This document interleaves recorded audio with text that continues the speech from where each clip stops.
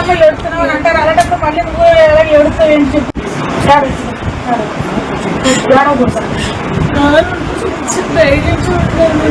అయితే నువ్వు ఏడవ కదా ఏడవ నాన్న గురించి నేనే ఏడుతాను ప్రతిసారి నేను ఏడుతుంటే మీరే కదా ఎందుకమ్మా ఏడుస్తున్నావు అని అంటారు. అలాంటప్పుడు మళ్ళీ నువ్వు ఎలా ఏడుస్తావు ఏంటి. ఎస్, మనం చూసాం కదా. ఒక పక్క అయితే అలేఖ్య సారీ చెప్పిన వీడియో చూస్తున్నాం, మరో పక్క అయితే వాళ్ళ తల్లిని పెట్టుకుని ఏడుస్తుంది అంటూ కూడా వాళ్ళ అక్క సుమ అయితే చెప్పడం జరిగింది. దానికి సంబంధించిన ఒక వీడియో కూడా అయితే రిలీజ్ చేయడం జరిగింది. అయితే ఇక మీద అయినా కూడా ఈ భూత పురాణం ఆపాలంటూ కూడా దీనిపై అయితే స్పందించింది. అయితే విమర్శలను ఆపాలి, ఇక్కడి నుంచైనా మమ్మల్ని వదిలేయండి ప్లీజ్ రిక్వెస్ట్ చేస్తున్నాం అంటూ కూడా వాళ్ళ అక్క సుమ ఒక వీడియో రిలీజ్ చేసింది. ఆ వీడియోలో తను ఏముందో ఇప్పుడు చూద్దాం.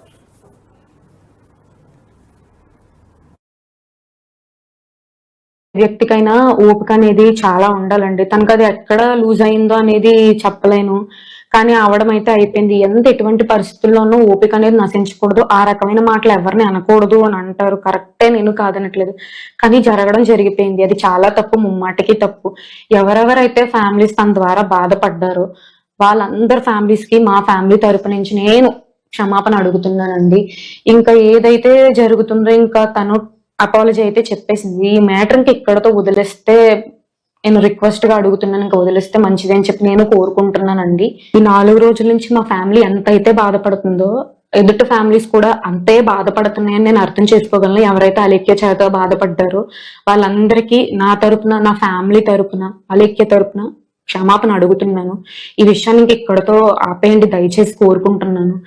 ఇప్పుడు ఈ 4 రోజుల నుంచి తన పేరు మీద ఏవైతే ట్రోల్స్ జరిగినాయో అది తన జీవితంలో మాసిపోలేని మచ్చగా మిగిలిపోతుంది. తను ఏ విషయం గురించి ఆలోచించినా రేపు పొద్దున్న ఇన్ని సంవత్సరాల తర్వాత అయినా ఆ విషయం తన లైఫ్ లో అయితే తీసేలేంది, మాసిపోలేని అది ఒక బాధ.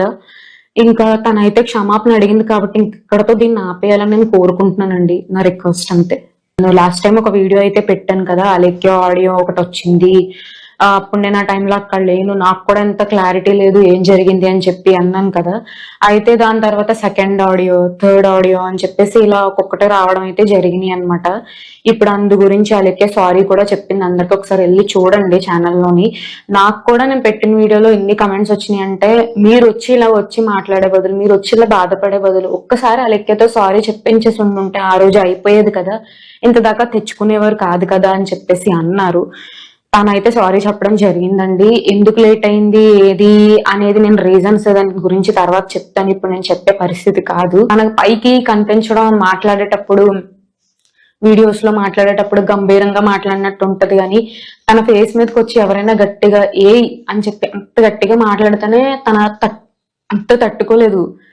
అంత పైకి కనిపించే పులిలా ఉంటది కానీ లోపల చాలా భయంగానే ఉంటది.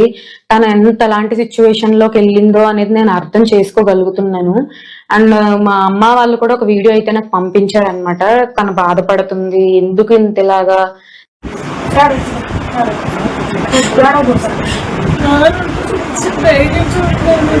అయితే నువ్వు ఏడవ కదా ఏడవ నాన్న గురించి నేనే ఏడుతాను ప్రతిసారి నేను ఏడుతుంటే మీరే కదా ఎందుకమ్మా ఏడుతున్నావు అని అంటారు. అలాంటప్పుడు మళ్ళీ నువ్వు ఎలా ఏడుస్తావు ఏంటి చెప్పు. నేను వీడియో అప్లోడ్ చేసినప్పుడు కూడా వాళ్ళు అయితే బాధపడడం జరిగింది అనమాట. నువ్వు ఒక్క రోజు ఆగి ఉంటే తన నుంచి కూడా అపాలజీ వీడియో వచ్చేది కదా, ఒక్క నిమిషం ఆగకుండా నువ్వు కూడా ఎందుకు వీడియో అప్లోడ్ చేసావు అని చెప్పేసి వాళ్ళ సైడ్ నుంచి కూడా నన్ను అన్నారు. అంటే నేను ఆ వీడియోలో కూడా నేను మా చెల్లి అని చెప్పి నేనేం సపోర్ట్ చేయలేదండి. నేను చెప్పాను క్లియర్ గా, తప్పు ఎవరు చేసినా కూడా అది యాక్సెప్ట్ చేయకూడదు, అది చెల్లైనా సొంత వాళ్ళైనా అనే నేను స్టార్ట్ చేశాను. బట్ ఏం జరిగిందో ఏంటో నాకు క్లారిటీ లేదు. క్లారిటీ లేకుండా పాయింట్ గురించి నేను మాట్లాడలేనని ఆ వీడియోలో అయితే చెప్పడం జరిగింది అనమాట. ఇప్పుడు ఒక 4 రోజుల నుంచి ఏదైతే ఆడియో అంటున్నారో, కస్టమర్స్ వచ్చిన వాళ్ళని తిడుతున్నారు అని అంటారు, ఇవన్నీ జరిగే ఉండుంటే గత 1 year గానే అంత తన అటువంటి మెంటాలిటీ, అటువంటి మనిషి అయితే గత 1 year గానే తిట్టడం జరుగుతుంది కదండి. కస్టమర్స్ తో కూడా అలా మాట్లాడడమే జరుగుతుంది. ఎందుకంటే అప్పుడు కూడా ఇటువంటి ఆడియోలో పెట్టి పంపించడం, ఇలా బూతులు తిట్టి పంపించడమే జరిగి ఉండేది. ఆ టైంలో కూడా తను రియాక్ట్ అవ్వి ఇలా తిట్టారు అని చెప్పి వీడియో కూడా చేసింది. అది నేను చూశాను, ఒక 6 నెలల క్రితం అనుకుంటా. అప్పుడు ఏ కస్టమర్ ని తిట్టలేదు అనే మాట బయటకు రాలేదు. మరి ఇప్పుడే ఆల్ ఆఫ్ సడన్ ఎందుకు వచ్చింది అంటే ఇంకా మీరే అర్థం చేసుకోవాలండి. ఒక లాస్ట్ 3 months గా చూసుకుంటే ఏం జరిగింది మా ఫ్యామిలీలో అనేది నేను చెప్తాను. Jan 12th అంటే రేపు భోగి అనగా మా నాన్నగారు చనిపోయారు. అది మాకు ఒక ఏమంటారు అన్ఫార్చునేట్ థింక్ అన్నమాట. అది మేము ఏం చేసినా లోటు అనేది భర్తీ చేయలేము. దాన్ని ఇంకా ఏం చేసినా మా నాన్నగారిని అయితే తిరిగి తీసుకురాలేము. మా నాన్నగారికి ఎలా అంటే, నేను రమ్య ఒకటైతే అలేఖ్య అంతకంటే ఎక్కువగా దాన్ని అంత ప్రేమగా చూసుకునేవారు.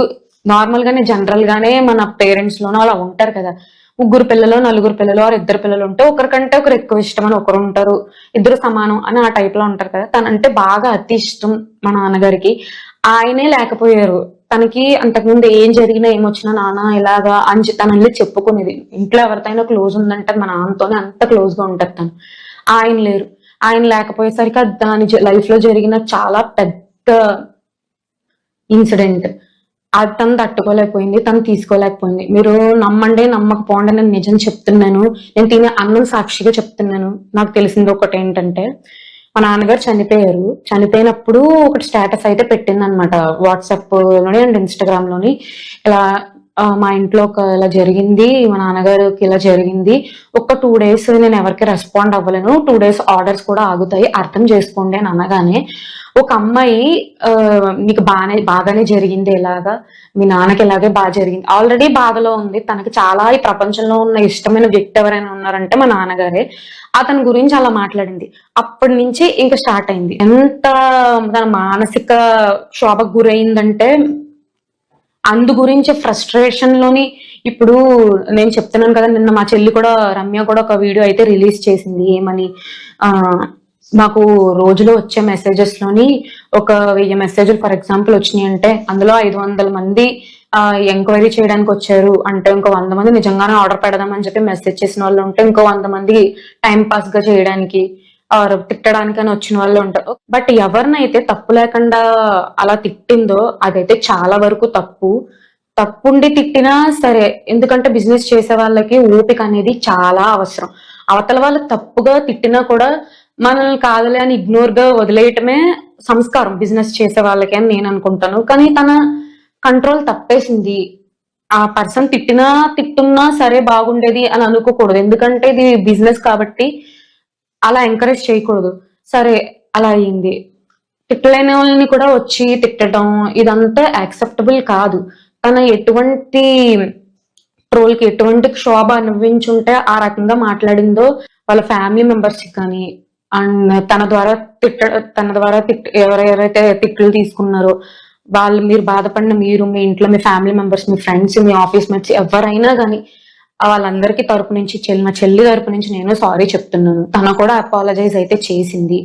ఇంకా ఈ మీమ్స్ ట్రోల్స్ ఇవన్నీ ఆపిస్తే మంచిగా ఉంటదని నేను కోరుకుంటున్నానండి. ఎందుకంటే చాలా ఎంత రెప్యుటేషన్ ఎంత బ్యాడ్ అవ్వాలో అయ్యింది.